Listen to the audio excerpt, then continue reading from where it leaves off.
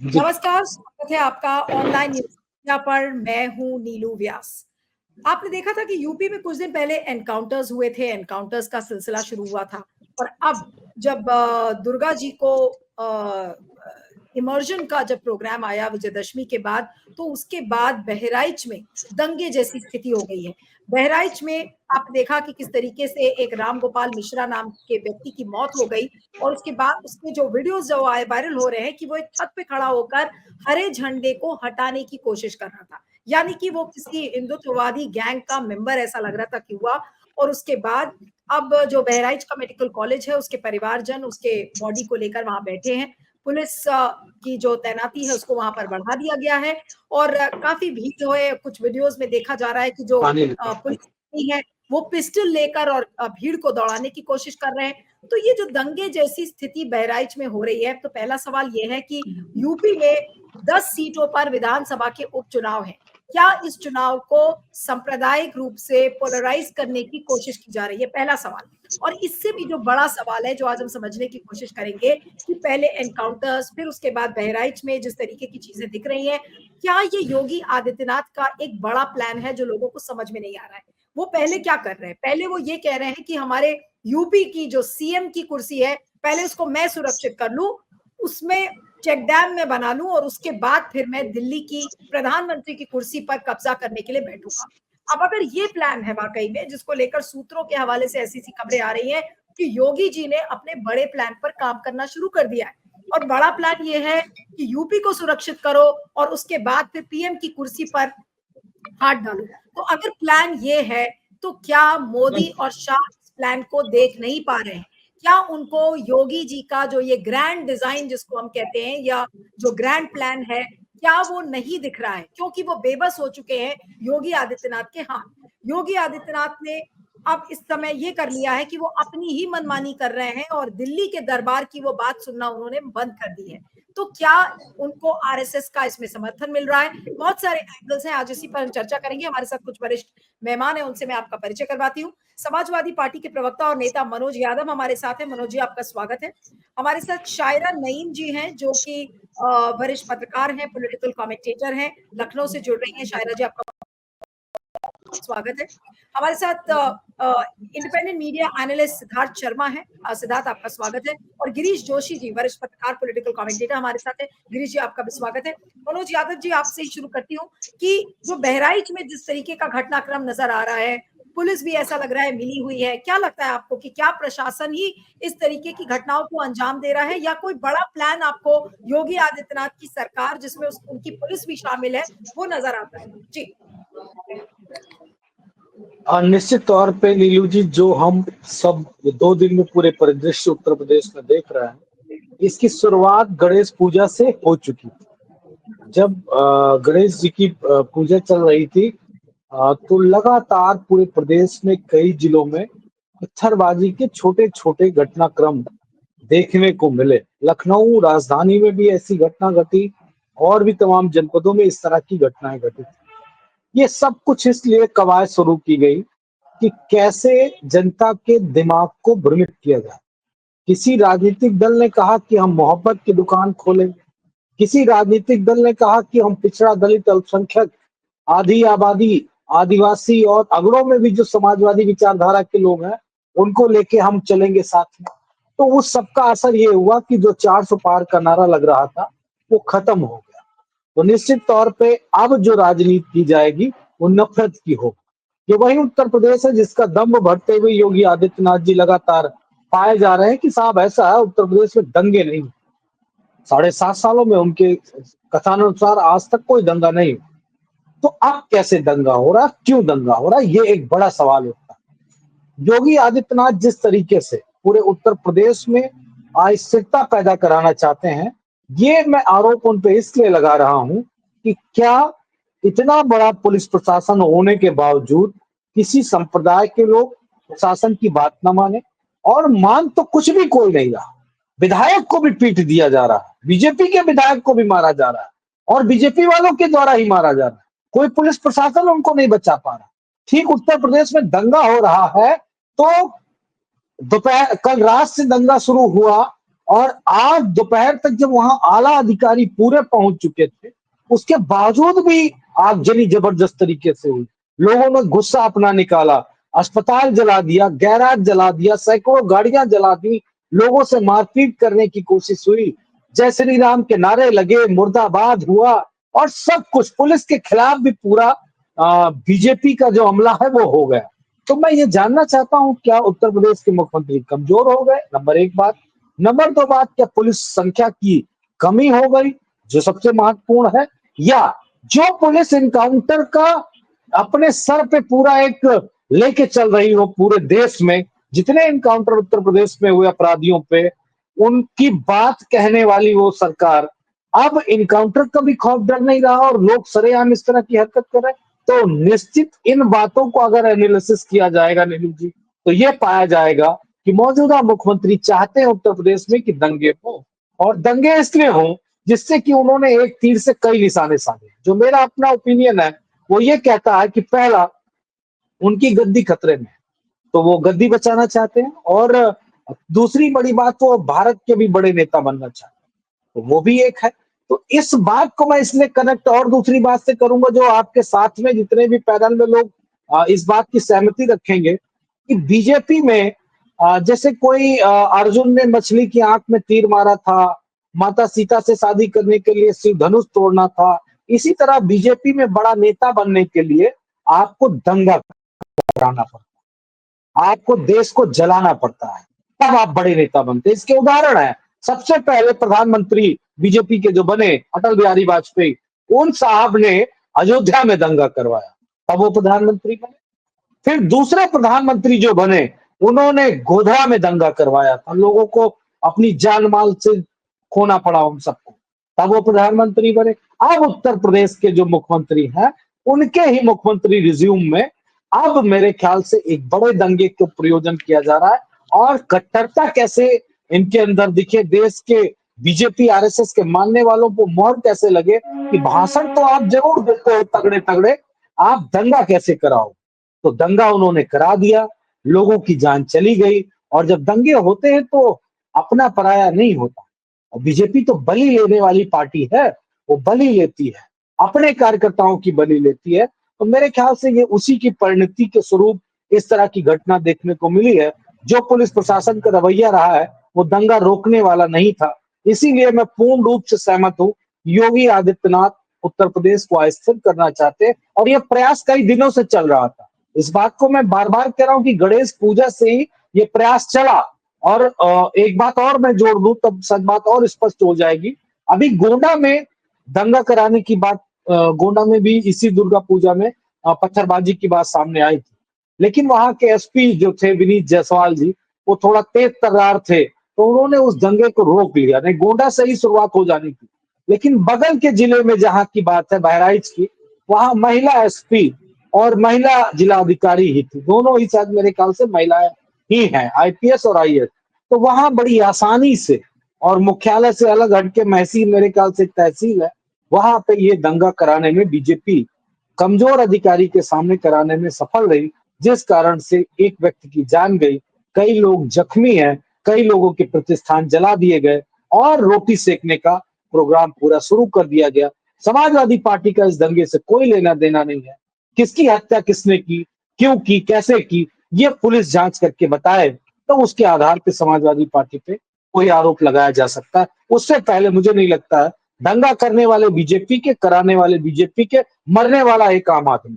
जी।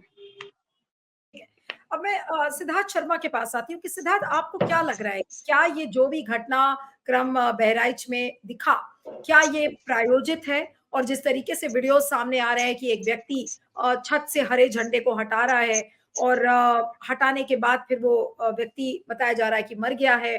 उसके बाद पुलिस के विजुअल सामने आ रहे हैं कि भीड़ को वो पिस्टल लेकर और डिस्पर्स करने की कोशिश कर रहे हैं। तो जाहिर सी बात है कि एक बहुत ही कानून व्यवस्था, जो लचर व्यवस्था है, वो सामने आ रही है। तो क्या जानबूझकर इस अवस्था को क्रिएट किया जा रहा है? और अगर ये किया जा रहा है तो क्या योगी आदित्यनाथ का ये कोई आपको ग्रैंड डिजाइन या ग्रैंड प्लान या ग्रैंड षड्यंत्र, इसे क्या कहेंगे आप? इसको कैसे देखेंगे आप? जी, नीलू जी, आज जो दुखद घटना हुई उसमें 2 पहलू हैं, एक राजनीतिक पहलू है, एक सामाजिक पहलू है। तो मैं पहले सामाजिक पहलू के बारे में बता दूँ। बहुत दुखद है कि आज एक हिंदू युवा मारा गया बहराइच में। दूसरे तरफ भारत के विदेश मंत्री भाजपा के ही एस जयशंकर हैं, उनके बेटे विदेश में रहते हैं और अमित शाह जी के बेटे बीसीसीआई के मुखिया बन के अरब देशों में क्रिकेट भी खिलवा लेते हैं।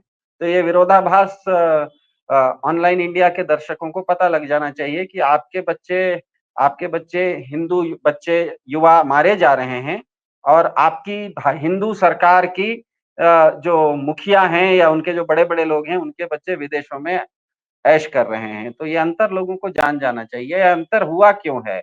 वो इसीलिए हुआ है नीलू जी कि चाहे लोकतंत्र हो या राजतंत्र हो, चाहे तानाशाही हो या साम्यवाद हो, एक सिद्धांत है और वो सिद्धांत अटल है। वो सिद्धांत ये है कि नागरिक सुरक्षा ही एकमात्र ऐसी चीज है जो केवल सरकार नाम की इकाई ही दे सकती है। नागरिक अपना सुरक्षा अपने खुद नहीं कर सकता, संवैधानिक रूप से भी। उसका कारण ये है कि विकास, सुविधा, ये सब चीज सुरक्षित माहौल में ही समाज स्वयं हासिल कर लेगा। अगर आप सुरक्षित माहौल दे दीजिएगा तो समाज स्वयं विकास कर लेता है, वो सुख सुविधा अपने आप पा लेता है। लेकिन अपराधियों से बचाव करने के लिए जो संसाधन चाहिए, जो तकनीक चाहिए, जो शस्त्र चाहिए, जो इंटेलिजेंस चाहिए, ये हर व्यक्ति से जो टैक्स वसूल करती है सरकार, वही दे सकती है, दूसरा तो कोई दे नहीं सकता। इसी को तो कहते हैं कि पुलिस, इसी को कहते हैं कानून व्यवस्था, इसी को कहते हैं भारत के गृह मंत्री। तो भारत में आप अगर पिछले 10 साल में देखिएगा तो जो मोदी सरकार है, मतलब मोदी सरकार आने के बाद तो बंबई हो या पंजाब हो, दिल्ली हो या राजस्थान हो, आज बहराइच हो, सब जगह खुल्लम खुल्ला हत्याएं हो रही हैं। और आश्चर्य ये कि गुजरात की जेल में बैठकर उसकी सार्वजनिक जिम्मेदारी भी कोई ना कोई ले रहा है। तो ये अपने आप में साबित करता है कि भारत में असल में गैंगस्टरों के सामने भाजपा के प्रधान जी सरेंडर कर चुके हैं। तो ऐसी स्थिति उत्पन्न क्यों हुई है? ये स्थिति इसीलिए उत्पन्न हुई, देखिए आज जो हुआ था वो बहराइच में दुर्गा पूजा के क्या कहते हैं जो जुलूस निकला था उस पर है।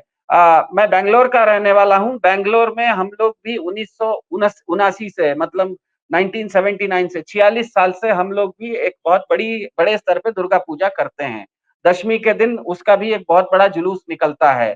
तो वो जब जुलूस निकलता है उससे 2 दिन पहले हमको पुलिस में जाके परमिशन लेना पड़ता है। वो एक हमको रूट मैप देते हैं। वो रूट मैप में जहाँ-जहाँ सेंसिटिव एरियाज़ होते हैं, क्योंकि आप जहाँ पूजा कर रहे हैं और जहाँ पर आप विसर्जन करेंगे, हो सकता है उसमें 10 किलोमीटर की दूरी हो।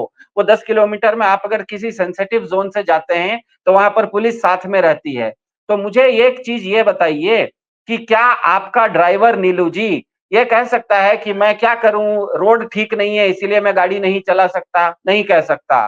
क्या एक स्कूल का टीचर ये कह सकता है कि मैं क्या करूँ, बच्चे मेरी बात नहीं सुनते? क्योंकि एक स्कूल के टीचर को स्कूल में नियुक्ति ही इसीलिए हुई है क्योंकि बच्चे उसकी बात सुने। आप अपने ड्राइवर को नियुक्त इसीलिए करते हैं क्योंकि वो गाड़ी चलाए। तो ये आश्चर्यजनक है कि भाजपा जिसके हाथ में, जिसके पास कानून और व्यवस्था है, वो कानून व्यवस्था बिगड़ने के बाद अगर कह रही है कि वहां पर साजिश हुआ है, तो आप वो साजिश होने से पहले आपको जानकारी कैसे नहीं मिली थी? आपका तो नियुक्ति ही उसलिए हुई थी। इसका मतलब बिल्कुल स्पष्ट है कि इसमें राजनीति हो रही है और राजनीति केवल और केवल आपके जो दर्शक हैं, जो ऑनलाइन न्यूज़ इंडिया के दर्शक हैं, आपके बच्चों के साथ राजनीति हो रही है।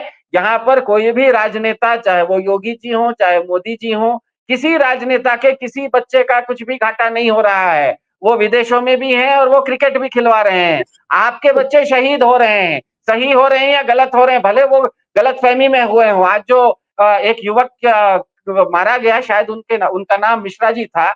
आज उनके परिवार की स्थिति सोचिए, वो किसी भी कारण से वो हरा झंडा उतार रहा था या भगवा झंडा उतार रहा था, उसका काम, एक युवक का काम पढ़ाई लिखाई करना था। उसको अगर इस तरह का पोलराइजेशन, ध्रुवीकरण की राजनीति में जिसने भी फंसाया, उसने सबसे बड़ा पाप किया है। और वो पाप इसीलिए किया है क्योंकि भाजपा के साथ, मैं बार बार इस बात को कहता हूं, ध्यान में रखिएगा, ये एक सूत्र है, ये एक फंडामेंटल फॉर्मूला है।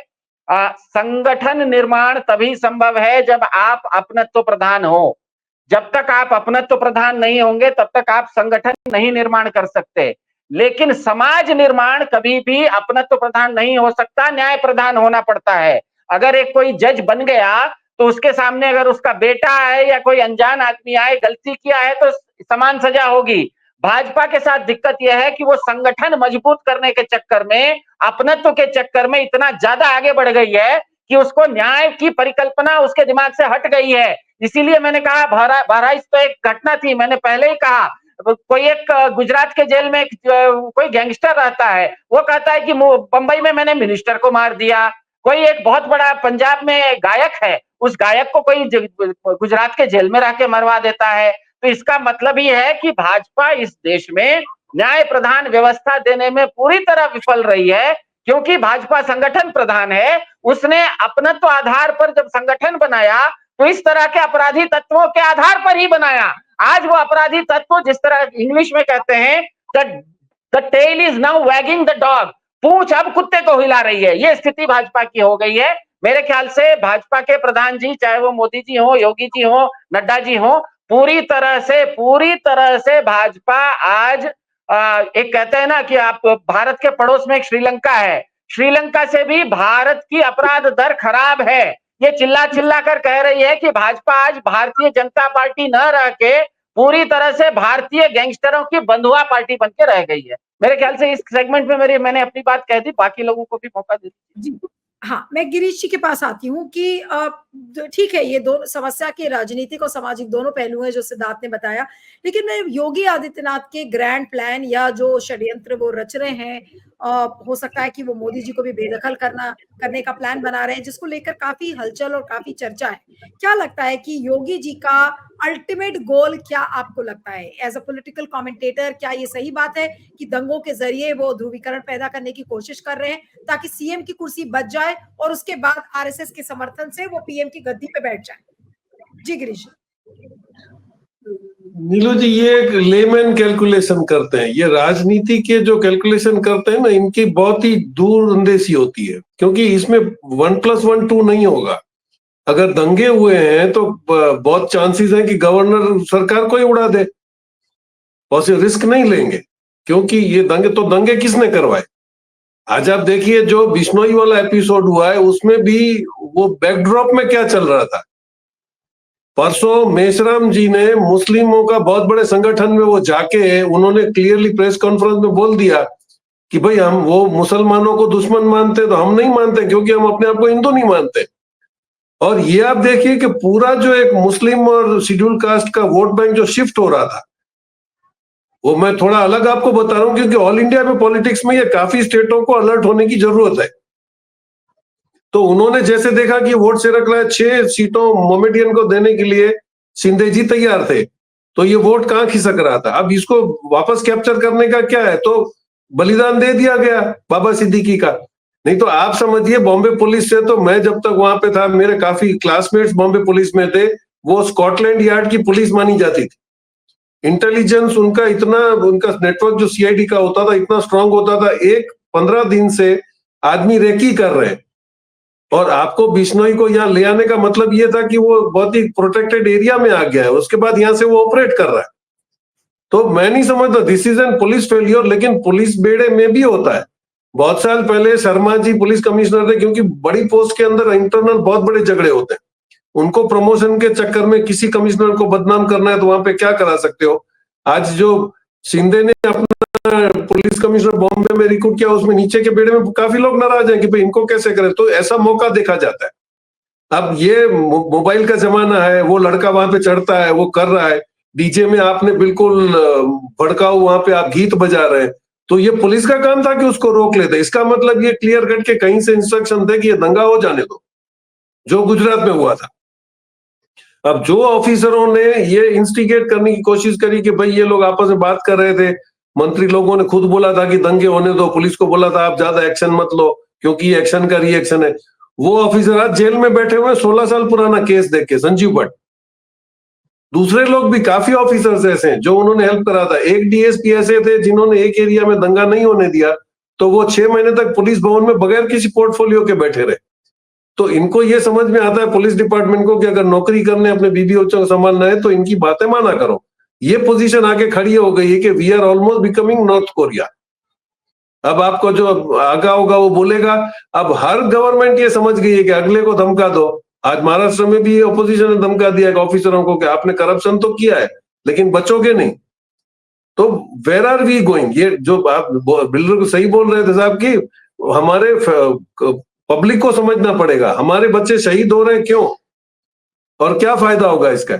आज अग्निवीर शहीद हो गए, उसके लिए कौन बोल रहा है? 2 अग्निवीर शहीद हो गया, वही ऑपोजिशन थोड़े दिन चलाएगा, इनको पैसा दे दो, ये करो वो करो।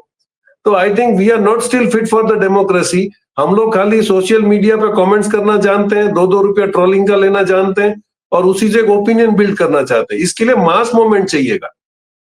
आज जहां पर भी ऑपोजिशन सिर्फ तो कांग्रेस ही क्यों आ गया है, वहां पे एक जनरल एक एनजीओ होता है जिसके पास सारे दोस्त शुड कम फॉरवर्ड। आज भी देखिए सारे एनजीओ पे रेड होना शुरू हुई है, उनके सारे अकाउंट्स फ्रीज होना शुरू हुए हैं क्योंकि अभी इनको डर लग रहा है कि फाइनेंस दोनों तरफ जा रहा है। तो काफी कुछ कॉम्प्लिकेशंस हैं। एजुकेटेड मास अगर आगे नहीं आएगा, एनजीओ आगे नहीं आएंगे और डर के बैठे रहेंगे तो आई थिंक बहुत कोरिया या सोमालिया होने में इस देश को डर नहीं लगेगा। साहब ने सही बोला कि बांग्लादेश और इससे भी हमारा क्राइम रेट, लेकिन शर्मजनक बात यह है कि 6 साल की बच्ची को आरएसएस का एक प्रचारक यूनिफॉर्म में रेप करता है और उसका गला उसने इतना दबाया कि उसकी उल्टी उसके सांस में चली गई। कैन यू जस्ट इमेजिन कि वो बच्ची कैसे मरी होगी? लेकिन देयर इज नॉट अ से। और इतने बेशरम है कि इनका इतना दबदबा था कि उसकी स्कूल के कोई भी टीचर उसके घर पे नहीं गया कॉन्डोलेंस के लिए। ये क्या होता है? इतनी बड़ी ऑटोक्रेसी होती है तो डेमोक्रेसी रही कहां पर है? तो अगर आप नहीं लड़ रहे हो, लेकिन कांग्रेस ने ये कर दिया, कांग्रेस ने 70 साल पहले वो कर दिया, तो क्या किसी बाप ने किसी के मर्डर किया तो उसका बेटा जेल में जाएगा? Forget this and now see what are you going to do. जहां तक योगी की मंशा है, मैं योगी आदित्यनाथ की मंशा की बात कर रही हूँ कि उनके दिमाग में चल क्या रहा है। क्या वो मोदी और शाह को चुनौती देते हुए नजर आ रहे हैं या फिर वो आरएसएस समर्थित है और कुछ बड़ा षड्यंत्र करने की कोशिश कर रहे हैं जिससे कि मोदी और शाह को भी अब बिल्कुल चौकन्ना चाहिए? क्या लग क्या रहा है आपको कि क्या कोई बड़ा षड्यंत्र योगी आदित्यनाथ खेल रहे हैं? नहीं, मेरे को इसमें कोई एडवांटेज नहीं दिख रहा है योगी जी को। ऑन द कॉन्ट्ररी उल्टा हो सकता है कि भाई ये फेलियर सीएम है, ये दंगे नहीं रुकवा सकता है। और भी कहीं पे 2-3 छोटे मोटे केसेस हुए, मैं अभी पढ़ नहीं पाया, कुछ फ्लैश आ रहा था न्यूज में। तो ये पूरे यूपी में कैसा एनवायरनमेंट खड़ा करना चाहेंगे? आप देखिए जब गोधरा में भी हुआ था तो वाजपेयी जी ने आके बोला था कि भाई ही शुड रिजाइन। तो होगा उल्टा, क्योंकि वहां पे आपकी जो डीजीपी और जो टॉप पुलिस ऑफिसर है वो पोस्टेड बाय होम मिनिस्ट्री है, चीफ मिनिस्टर ने नहीं पोस्टिंग करा है उनका। तो ये क्या हो रहा है कि उल्टा गेम हो गया है कि योगी जी ने बोला वो होने दो, let the home ministry get blame. और या तो उनको मौका देंगे, अगर योगी जी को खतरा लगता तो वो इसको रोक लेते। तो ये स्पॉन्टेनियस हो गया है क्योंकि वहां पर भी तो रिफ्ट है ना अभी को, ये धीरे से रह के योगी आदित्यनाथ को अकेला करना चाहते हैं, लेकिन क्योंकि उनको मठ का पीछे सपोर्ट है तो शायद उसको वो काउंटर नहीं कर पा रहे। नहीं तो जैसे दूसरे स्टेट में चिट्ठी भेजी और गवर्नमेंट पूरी डिसॉल्व हो जाती है, बदल जाती है, ऐसा यूपी में वो कर नहीं पा रहे। आप पहले ही से देखिए AK शर्मा को जब से भेजा गया उनके ऊपर, तब से वो भी उसको कट कर रहे हैं। तो ये दोनों टाइटन्स के बीच में झगड़ा है। मैं ये समझ रहा हूँ कि योगी जी को निकालने का कोई पर्याय ये लोग ढूंढ रहे हैं, क्योंकि ये जो इन्होंने बड़ा नुकसान कहा यूपी में, ये अभी भी शायद दिल्ली की लॉबी पचा नहीं पा रही। जी ठीक है, अब मैं सिद्धार्थ के पास आती हूँ कि सिद्धार्थ, जो लोग आज योगी आदित्यनाथ के आचरण के बारे में बात कर रहे हैं कि वो ध्रुवीकरण करना चाह रहे हैं, उपचुनाव है 10 विधानसभा की सीटों पर, तो क्या ये उस उपचुनाव को इन्फ्लुएंस करने की एक होड़ आपको दिखती है या वाकई में एक बड़े प्लान पर योगी काम कर रहे हैं जिसको लेकर अमित शाह और मोदी जी को शायद नहीं पता है कि वो अंदर ही अंदर क्या कर रहे हैं? देखिए, मेरा जहां तक समझ है, भाजपा क्योंकि एक संगठन प्रधान इकाई है, इसीलिए उसमें व्यक्ति प्रधान नहीं होता है। एक संगठन के रूप में वो एक स्टैंड लेती है और वो स्टैंड के अनुसार चलती है। अगर आप परसों दशहरे के दिन मोहन भागवत जी का स्टेटमेंट देखिएगा तो वो बिल्कुल स्पष्ट बताता है कि भाजपा मतलब आरएसएस अब चाल, चरित्र और चेहरा इस विषय पर ज्यादा चिंतन नहीं कर रही है। वो हिंदू मुस्लिम तुष्टीकरण की तरफ ज्यादा झुकाव है। आपको याद होगा करीब 1 हफ्ता 10 दिन पहले किसी विषय में अरविंद केजरीवाल जी ने भी कुछ सवाल कर दिए थे आरएसएस के मुखिया से कि क्या आप इस तरह की चीजों का भाजपा में जो चाल चरित्र और चेहरे का क्या कहते हैं ह्रास हुआ है उसको आप मंजूर करते हैं? उन्होंने उस चीज का जवाब नहीं दिया, हालांकि वो दशहरे के दिन दे सकते थे, लेकिन उन्होंने बांग्लादेश की बात की, हिंदुओं की बात की, हिंदू मुस्लिम की बात की। तो इसका मतलब ये लोकसभा चुनाव के बाद मेरे ख्याल से बीजेपी का जो इकोसिस्टम है उस इकोसिस्टम में आरएसएस भी है, बीजेपी भी है और बीजेपी के काफी सारे सपोर्टर्स भी हैं, जो इन्फ्लुएंशियल सपोर्टर्स, प्रभावशाली समर्थक बोलते हैं। उसमें कुछ भाजपा के चंदा देने वाले भी हो सकते हैं। इन लोगों की लॉबी ने शायद एक निर्णय कर लिया है कि आपको ध्रुवीकरण के अलावा बीजेपी शायद अपने गिरते वोट बैंक को नहीं बचा पाएगी। शायद उनको लग रहा है कि लोकसभा चुनाव के बाद, खास करके क्योंकि लोकसभा चुनाव में ऐसा नहीं है कि भाजपा ने लोकसभा चुनाव में कुछ नए क्षेत्रों में पैर नहीं रखा। उसने उत्तर प्रदेश उड़ीसा में पैर रख दिया, उड़ीसा में वो जीत गए। उन्होंने केरल में भी एक सीट जीत ली थी। मध्य प्रदेश जैसा राज्य, छत्तीसगढ़ जैसे राज्य, राजस्थान जैसे राज्यों में अपना होल्ड बना के भी रखा था। उनकी सबसे बड़ी हार उत्तर प्रदेश में हुई थी। तो मेरे ख्याल से उनको अब शायद उन्होंने आकलन ये कर लिया है कि अब प्रगतिशील राजनीति हमें नहीं करनी है, जो पिछले 10 साल में नरेंद्र मोदी ने एक क्या कहते हैं, 2 घोड़ों पे वो सवार होके चल रहे थे। आप कह सकते हैं कि 2 मुखौटा लगाए हुए थे। एक तरफ वो हिंदुत्व की भी, हिंदू हृदय सम्राट भी बने हुए थे, दूसरी तरफ सबका साथ, सबका विकास की भी बात कर रहे थे। अब शायद सबका साथ, सबका विकास वाला मुखौटा उन्होंने हटा दिया है, क्योंकि उनको पता है कि ये चीज़ नहीं हो रही है और बीजेपी का शायद कोर वोटर भी बीजेपी का साथ छोड़ रहा है। इसीलिए वो हार्ड लाइन, जिसे अंग्रेजी में हार्ड लाइन हिंदुत्व कहते हैं, वो हार्ड लाइन हिंदुत्व की लाइन लेने की कोशिश कर रहे हैं। और आज की जो घटना है, बड़ा आश्चर्य होता है कि 2 दिन पहले आरएसएस के मुखिया सरसंघचालक मोहन भागवत जी अपने दशहरे के उद्बोधन में इसी तरह की बातें कर रहे थे कि दुर्गा जी के जुलूस पे पथराव होना कहाँ तक उचित है। सही है ना? ये बात उन्होंने कही थी।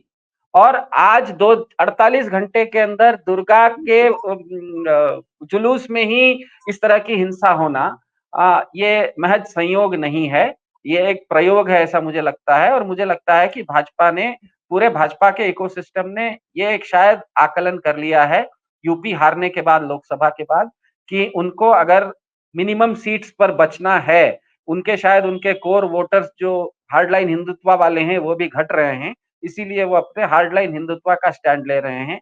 उसके चलते हो सकता है उनके साथ जो देने वाले थे, कुछ प्रोग्रेसिव लोग थे, पढ़े लिखे लोग थे, कॉर्पोरेट लोग थे, शायद वो उनका साथ छोड़ भी दे, तो उनको जो मुख्य उनका जो हिंदुत्व, हार्डलाइन हिंदुत्व को पसंद करने वाले लोग हैं, जी, उनको वो ठीक है। रिटेन करना चाहते हैं, उनको बचाना चाहते हैं। मेरा ऐसा आकलन है। मैं इसमें ठीक है, योगी को, मोदी को और आरएसएस को अलग नहीं मानता हूँ। ये पूरा का पूरा इकोसिस्टम एक ही है, ऐसा मेरा मानना है।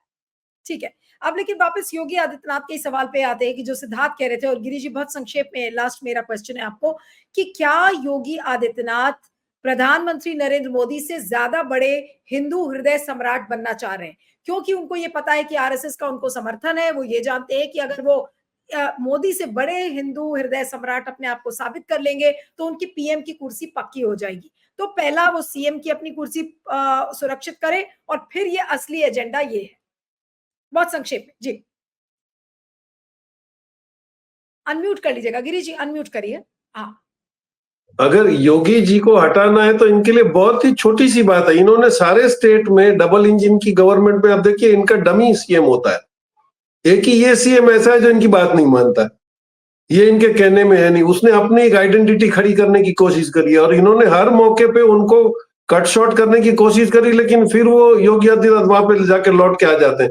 उनको गरज तो पड़ेगी, हरियाणा में उनको भेजना पड़ा, जम्मू कश्मीर में उनको भेजना पड़ा, तो उनका इंपॉर्टेंस लेवल जो है वो कम नहीं हुआ है। तो मेरा अभी भी ये मानना है कि योगी जी इसको कंट्रोल नहीं कर रहे थे क्योंकि उनको उसका एडवांटेज मिल रहा था। मतलब ये विन विन सिचुएशन थी।